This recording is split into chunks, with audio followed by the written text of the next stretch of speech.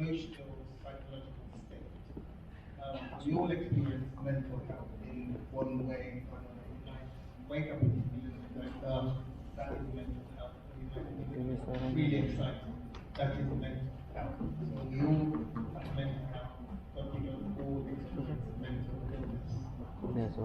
Right, I'm glad that you mentioned mental illness. So probably the question is that sometimes people confuse between mental health and mental illness. So, Anjana, would you like to, Nora? Okay, for in our society, when people say mental health, actually is we need to take care of our well-being. Yeah, when mental illness is when people say, oh, someone is gila, but actually it's not gila.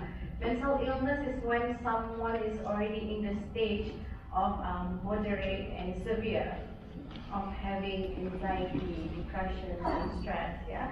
So this particular illness, actually, it is not illness, but it's something that can be cured, can be helped by attending professional counseling. It will be guided by the counseling as well. Yeah. So you asked just now who experiences mental illness. Actually, it's everyone, like our children, teenagers, teachers, parents. Because in everyday life, we experience challenges that sometimes we don't know how to cope. We don't know how to deal with that. So this is the reason where this anxiety come in, where this depression come in. Yeah. Maybe Tuan Lily want to add on that in your life context. Yeah. Bismillahirrahmanirrahim.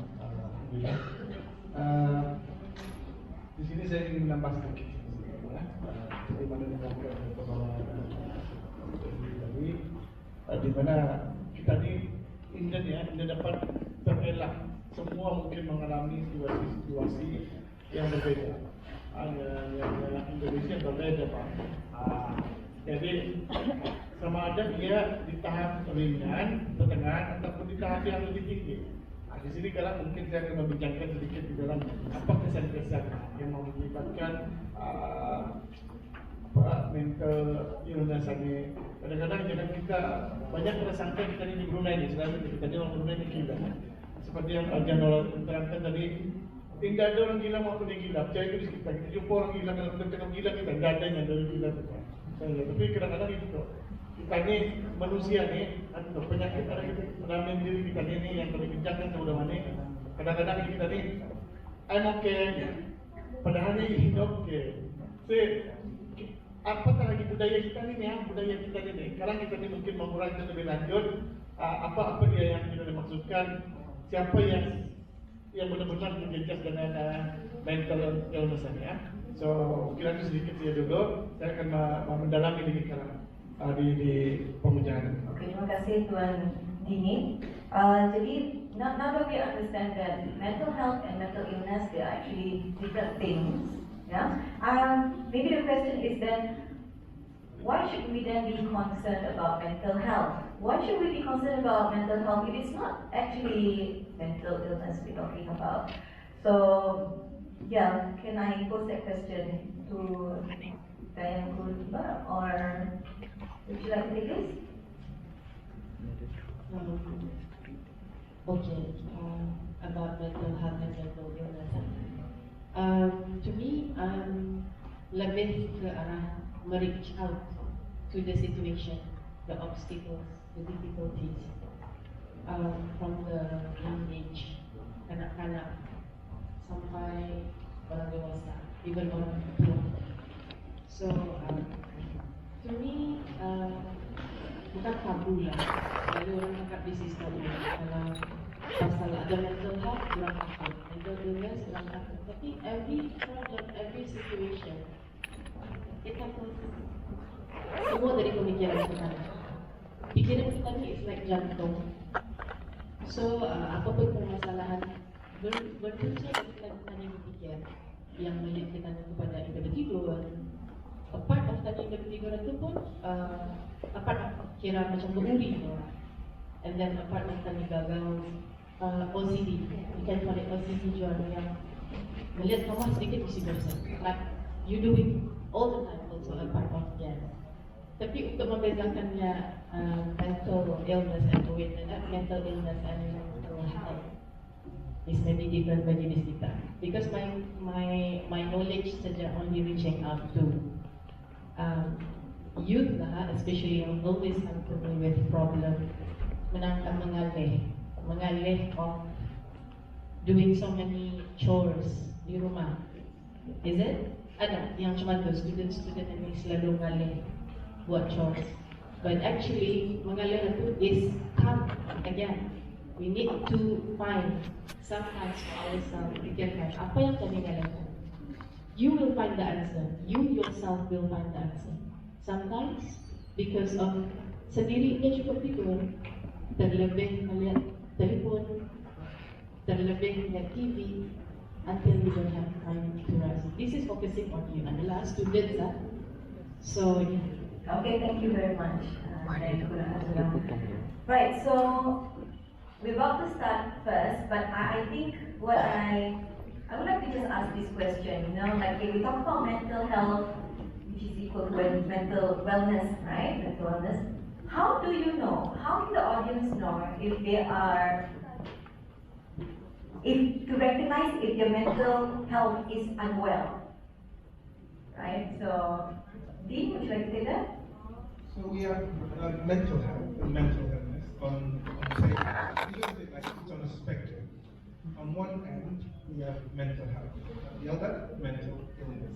So we're kind of in between all the time, really.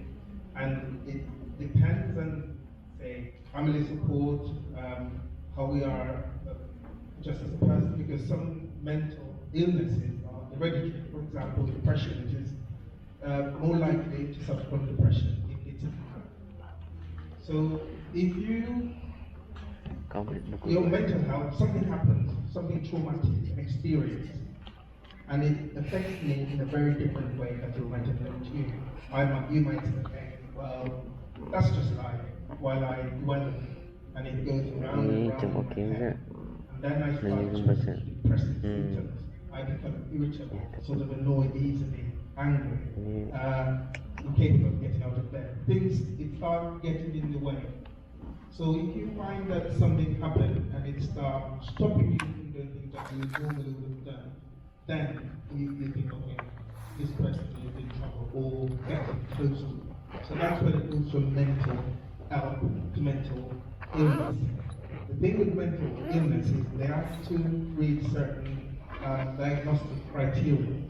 So an assessment, a clinical assessment has to be done to decide that someone is depressed, or someone is schizophrenic, or someone is suffering from bipolar.